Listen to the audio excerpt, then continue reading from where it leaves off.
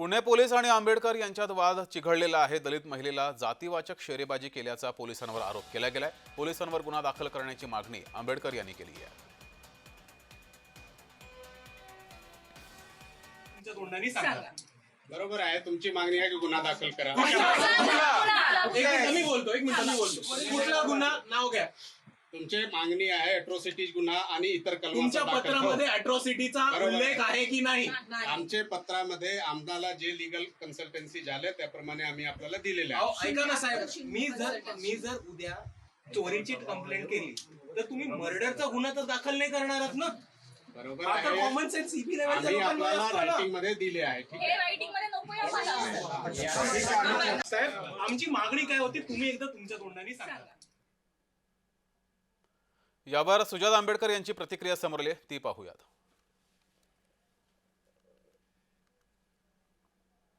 बरोबर एक जी police inspector होती, त्यांना जेव्हा क्रॉस क्वेश्चन केलं की मॅडम तुम्ही हे करताय तर चुकीचं करताय, तेव्हा त्या पोलीस इन्स्पेक्टर या मुलींना म्हणाले की तुमचा हा ऍटिट्यूड असा असेल तर तुमचा उद्या मर्डर होईल रस्त्यामध्ये। अशा प्रकारच्या मोठ्या धमक्या या पोलीस प्रशासनाने इकडच्या मुलींना दिल्या। इकडे संभाजीनगरची किंवा औरंगाबादची जर टीम पुण्यात आली असेल तर त्याला काहीतरी ऑफिशियल कॉरेस्पॉन्डन्स असतं। म्हणजे असं नसतं की औरंगाबादचे पोलीस गाडी घेऊन पुण्यात आले, त्यांनी पुण्यातल्या पोलिसांना फोन केला, म्हटलंय भाऊ माझ्या गाडीत जागा आहे, तू येतो का माझ्याबरोबर फिरायला। तर या प्रकरणामध्ये पीडित महिलांना न्याय मिळावा म्हणून प्रकाश आंबेडकर यांनीही पोलिसांना फोन केला, तेव्हा काय संभाषण झाले ते पाहूयात। एक लक्षात घ्या, कदम ती 25 वर्षाची आहे, कुठला तरी पोलीस औरंगाबाद मधनं येतो आणि हे सगळं कोणाच्या तरी घरामध्ये घुसतात। कुठल्या कायद्याखाली घुसतात हे? हा, पोलिसाला लायसन्स तर दिलेलं नाही ना, त्याच्यामुळे FIR नोंदवून घ्या ना, चौकशी होत राहील त्याच्यामध्ये। नेमकं प्रकरण काय आहे त्यावर नजर टाकूयात। संभाजीनगरमधील 23 वर्षीय विवाहिता पतीच्या अत्याचारामुळे पुण्यामध्ये गेली।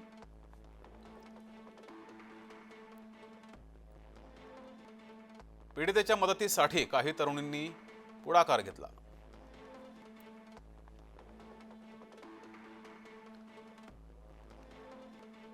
पीडितेला वन स्टॉप सखी संस्थेमध्ये दाखल केलं।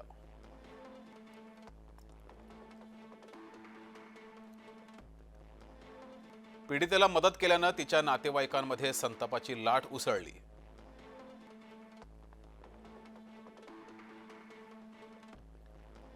निवृत्त PSI सखाराम सानप पुण्यामध्ये दाखल झाले।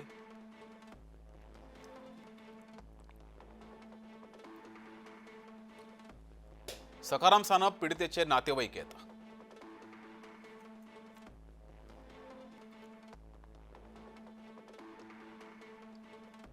पोलिसांच्या टीममध्ये छत्रपती संभाजीनगर कोथरूड पोलीस ठाण्याचे कर्मचारी हे होते।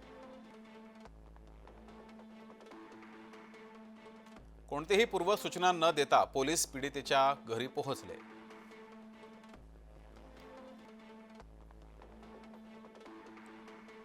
कोणतेही कारण न देता मोबाईल जप्त केला। मोबाईलचा पासवर्डही बदलल्याचा आरोप केला गेलाय।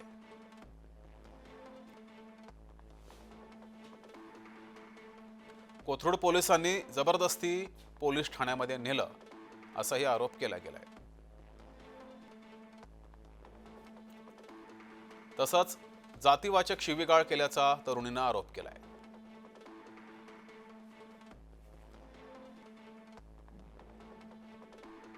प्रेमा पाटील, कॉन्स्टेबल संजीवनी शिंदेंनी लाथाबुक्क्यांनी बेदम मारहाण केल्याचा सुद्धा या तरुणीनं आरोप केलाय।